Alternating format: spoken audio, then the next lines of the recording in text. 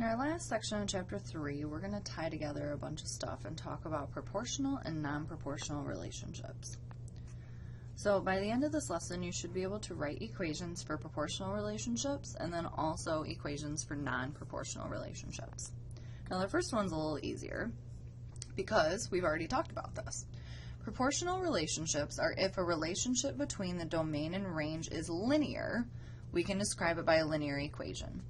If the equation is in this form, which should look familiar because that's our direct variation equation, if it's in this form, the relationship is proportional. So all of section 3.4 is proportional relationships.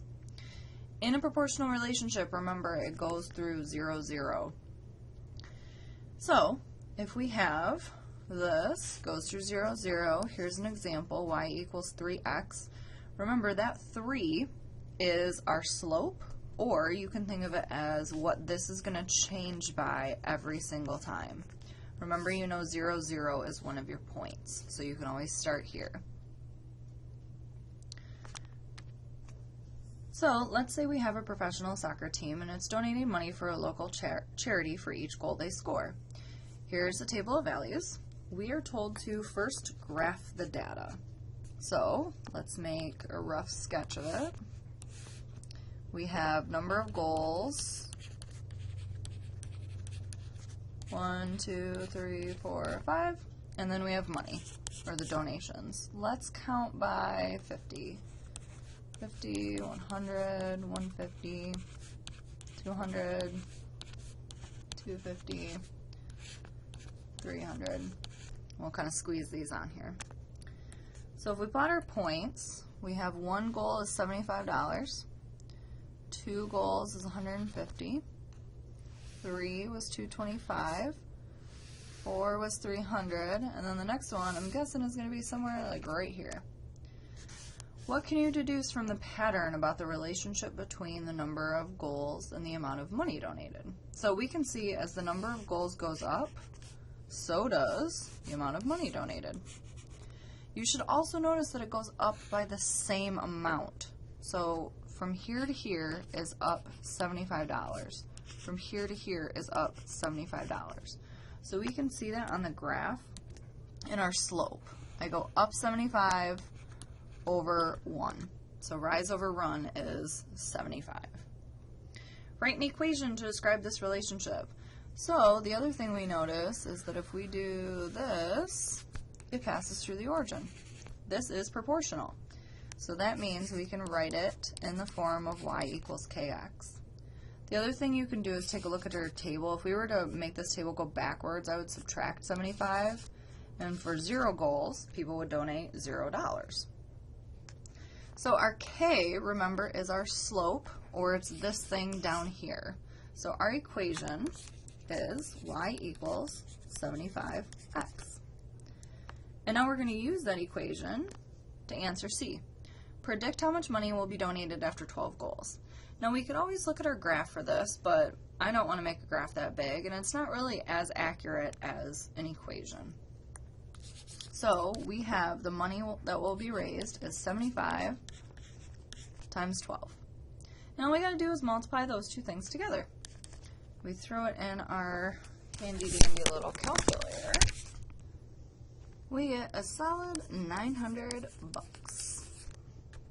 So this should not really be much new, but this next stuff kind of is.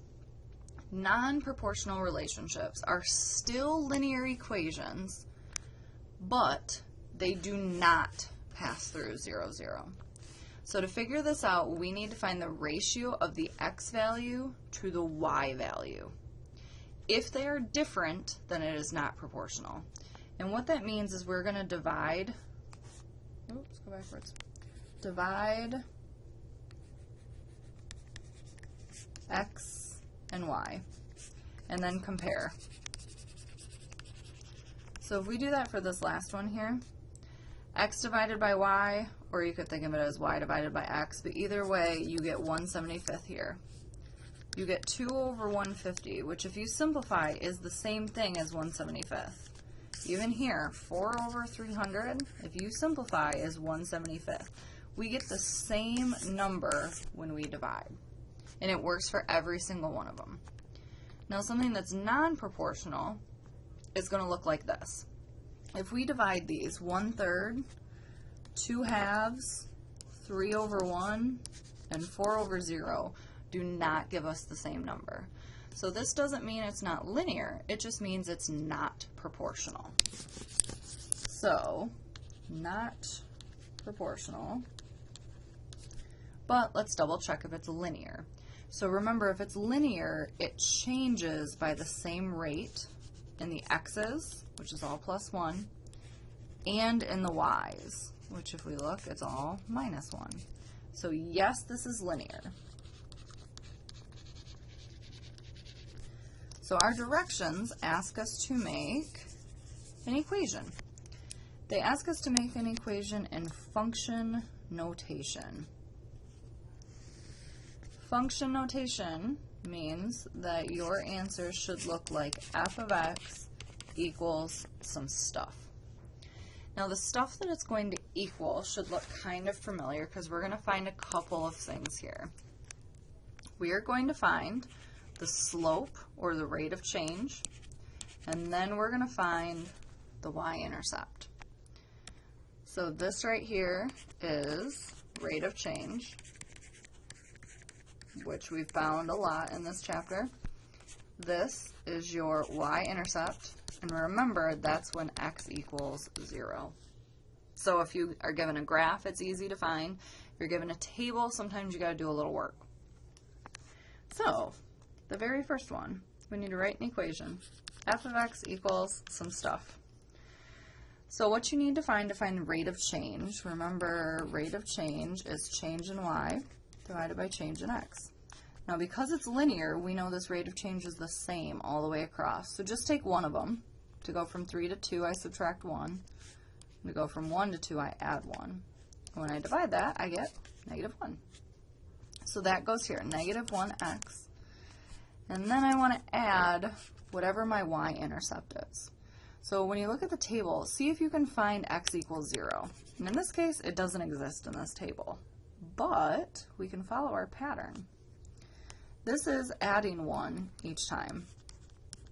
So if I go backwards, I would subtract 1 and I would get 0, which is what we want. And this one, I'm subtracting 1 every time. So to go this way, I would have to add 1. So my y-intercept is 4. This equation right here models everything in this table. And if you don't believe it or don't know if you're right, plug something in. Like pick x equals 3, you should get out 1. So plug in 3, and you get -3 plus 4, which is definitely 1. So now let's do part B. We want it for the graph. So remember function notation, we have f of x equals some stuff. So the first thing that's easy to find on a graph is your y-intercept, because you literally just look, where does it cross this axis right here? And it crosses down here at -1, 2, 3, 4. So I know I'm going to have some stuff and then subtract 4. Now this rate of change business, remember we decided, is our slope. So in order to find slope on the graph, you can pick any points you want. Pick points where it crosses through the crosshairs. So like this one, and then like this one, or this one, or this one. You see what I mean when I'm talking about crossing through the crosshairs? It goes through this and this. And then you just pick 2 points, and you find the change in y divided by change in x. So that means you go up, and you go over. So I went up 2 over 1. Rate of change equals 2 over 1, or just 2. So this equation right here,